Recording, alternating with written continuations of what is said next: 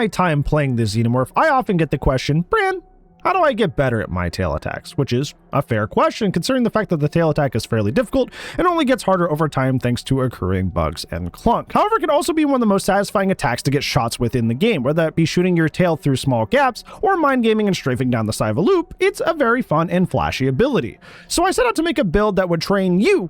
to get as good at the tail attack as possible. First off, we start with arguably the most important perk for this build, that being the Oni Teachable Zanshin Tactics, which allows us to see the aura of pallets and windows within 32 meters, but also gives us 5 seconds of aura rating on any survivor who drops a pallet. This not only helps us see loops ahead of time so we can start pre-planning the use of our tail attack, but also the aura rating post-pallet drop will show you how survivors like to act after they drop a pallet and then leave. This is extremely crucial because there are many gaps in the environment where you can use the tail attack, as well as mind games you can do to get a tail attack off at certain loops. But until you're used to how survivors move after they drop a pallet, getting those spicy predicted tail attack shots can be extremely difficult. So this will train your muscle memory on where exactly to expect survivors to move after they drop a pallet so you can hit them with that spicy tail attack shot. Our second perk is going to add to that same training, except for windows instead of pallets. And we're going to do that using the Ghostface Teachable I Am All Ears, which is whenever a survivor performs a rushed vault within 48 meters of you,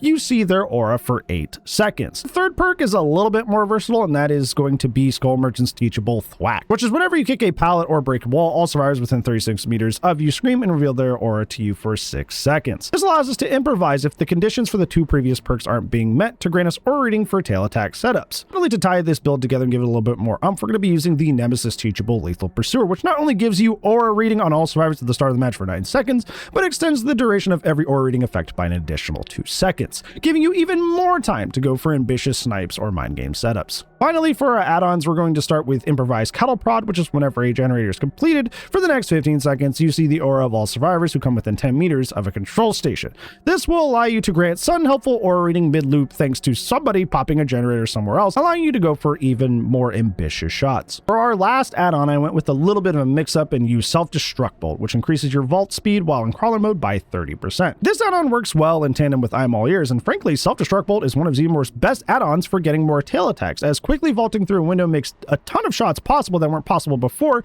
because you save that time that you would have spent vaulting now further in the loop, beating them to whatever pallet, window, or resource they were trying to reach. Overall, this build is geared towards granting you a lot of aura reading, specifically at loops, so you begin seeing where gaps for shots are possible, as well as mind games in order to land your tail attacks. Eventually, you'll be able to wane off this build and be able to naturally read what survivors will do around loops, so you can go for those ambitious attacks unaided by perks.